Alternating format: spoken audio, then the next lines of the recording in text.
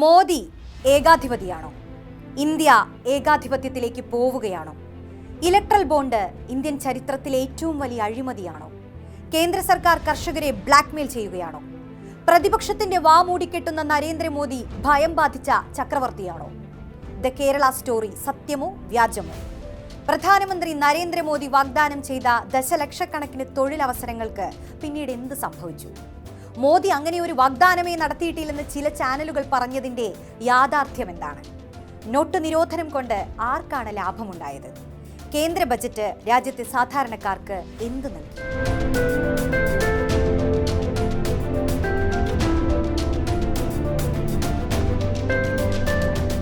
ഇന്ത്യയിലെ ഏതെങ്കിലും ഒരു രാഷ്ട്രീയ നേതാവിന്റെ ചോദ്യങ്ങളല്ല ഇത്.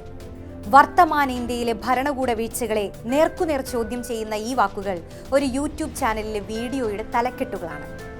വിമത ശബ്ദമുയർത്താൻ എല്ലാവരും ഭയപ്പെടുന്ന ഈ കാലത്ത് 29 വയസ്സുള്ള ഒരു യുവാവ് 2 കോടിയോളം സബ്സ്ക്രൈബേഴ്സ് ഉള്ള തന്റെ യൂട്യൂബ് ചാനലിലൂടെ ഒരു രാജ്യത്തിന്റെ തന്നെ പ്രതിപക്ഷ ശബ്ദമാകുന്ന കാഴ്ച. I love breaking down complex issues in simple words എന്നാണ് ഈ യൂട്യൂബ് ചാനലിന്റെ ക്യാപ്ഷൻ ആരംഭിക്കുന്നത്.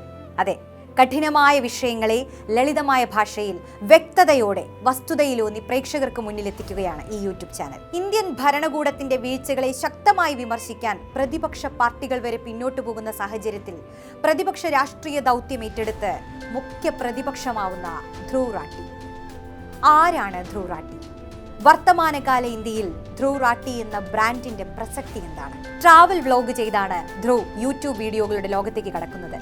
പിന്നീട് രാഷ്ട്രീയ വിഷയങ്ങളിലെ എക്സ്പ്ലെയിനറുകളും ഫാക്ട് ചെക്ക് വീഡിയോകളും ചെയ്തു തുടങ്ങി.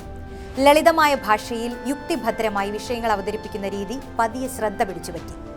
മോദി ആദ്യമായി അധികാരത്തിൽ വന്ന 2014 ധ്രുവ് റാട്ടി ആദ്യമായി ഒരു പൊളിറ്റിക്കൽ വീഡിയോ ചെയ്യുന്നത്.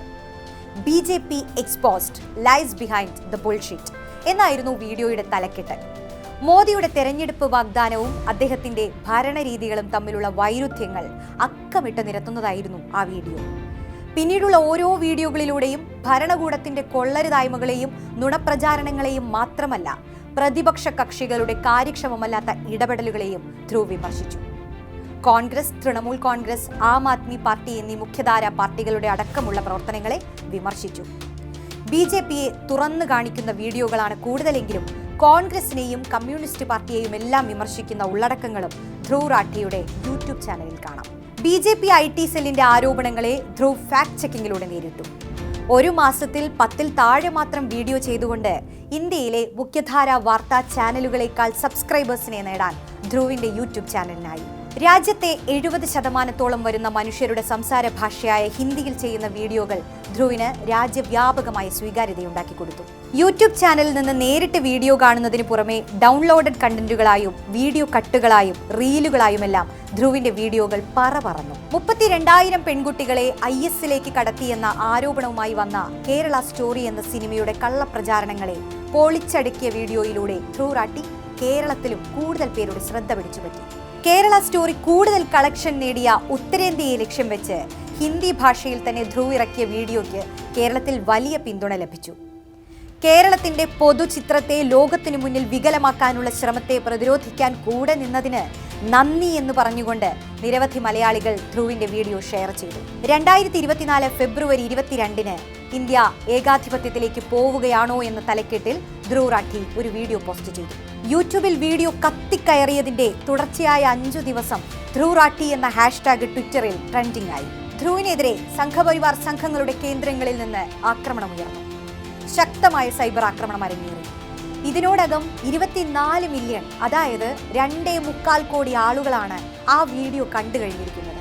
നരേന്ദ്രമോദിയെ ഏകാധിപതി എന്ന് വിളിച്ചുകൊണ്ടുള്ള വിമർശനങ്ങൾ മുൻപും ധാരാളം വന്നിട്ടുണ്ടെങ്കിലും എന്തുകൊണ്ട് മോദി ഏകാധിപതിയാവുന്നു എന്നത് ഇന്ത്യയിലെ വിവിധ ഭരണകേന്ദ്രങ്ങളിൽ നടക്കുന്ന അസാധാരണ സംഭവങ്ങളെ ക്രോഡീകരിച്ച് വിശദീകരിക്കുകയാണ് ധ്രുവ് റാട്ടി ചെയ്തത്. തെരഞ്ഞെടുപ്പുകളിലെ അട്ടിമറി സാധ്യത, അസം നിയമസഭാ തെരഞ്ഞെടുപ്പിന് ശേഷം BJP നേതാവിന്റെ കാറിൽ നിന്ന് EVM കണ്ടെടുത്ത സംഭവം, 19 ലക്ഷം വോട്ടിംഗ് മെഷീൻ കാണാതായ സംഭവം തുടങ്ങിയ കാര്യങ്ങൾ ഉദാഹരണമായി ചൂണ്ടിക്കാട്ടിക്കൊണ്ട് തെരഞ്ഞെടുപ്പ് കമ്മീഷൻ സുതാര്യമായല്ല പ്രവർത്തിക്കുന്നതെന്നും മോദിയുടെ സഖ്യകക്ഷിയാവാനാണ് അവർ പ്രവർത്തിക്കുന്നതെന്നും ഉദാഹരണ സഹിതം ധ്രുവ് ചൂണ്ടിക്കാട്ടി.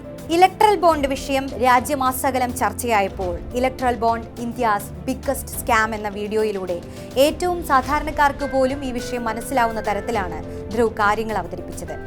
ഗിമ്മിക്കുകളില്ലാതെ, കാര്യങ്ങളെ ഊതി വീർപ്പിക്കാതെ, വലിയ ബഹളങ്ങളില്ലാതെ ധ്രുവ് വിഷയം അവതരിപ്പിക്കും. ഏതെങ്കിലും വിധത്തിൽ തന്റെ നിരീക്ഷണങ്ങളും അഭിപ്രായങ്ങളും മറ്റുള്ളവരെ അറിയിക്കുകയല്ല ധ്രുവ് ചെയ്യുന്നത്. നാം കാണാതെ പോകുന്ന യാഥാർത്ഥ്യങ്ങളെ കൃത്യമായ രീതിയിൽ കോർത്തിണക്കി കാര്യകാരണ സഹിതം വിശദീകരിക്കും. ധ്രുവ് റാട്ടി നിലപാട് പറയില്ലെങ്കിലും അദ്ദേഹം പങ്കുവെക്കുന്ന വിവരങ്ങൾ മനസ്സിലാക്കുന്ന ഒരു പ്രേക്ഷകന്റെ ഉള്ളിൽ ഒരു നിലപാട് രൂപപ്പെടുമെന്നതാണ് ധ്രുവ് റാട്ടി എന്ന കണ്ടന്റ് ക്രിയേറ്ററുടെ ഏറ്റവും വലിയ മിടുക്ക്. ടൈം മാഗസിൻ കഴിഞ്ഞ വർഷം പുറത്തിറക്കിയ നെക്സ്റ്റ് ജനറേഷൻ ലീഡേഴ്സ് എന്ന പട്ടികയിൽ ഉൾപ്പെട്ട ഇന്ത്യക്കാരൻ കൂടിയാണ് ധ്രുവ്. അദ്ദേഹത്തിന്റെ ഹിന്ദി എക്സ്പ്ലെയിനറുകളെ പ്രാദേശിക ഭാഷയിലേക്ക് മാറ്റി അവതരിപ്പിക്കുന്ന നിരവധി പ്രാദേശിക യൂട്യൂബർമാരുണ്ട്. ധ്രുവിന്റെ വീഡിയോകൾ രാജ്യവ്യാപകമായി ശ്രദ്ധ നേടുന്നത് ഇതിന്റെ കൂടി പിൻബലത്തിലാണ്.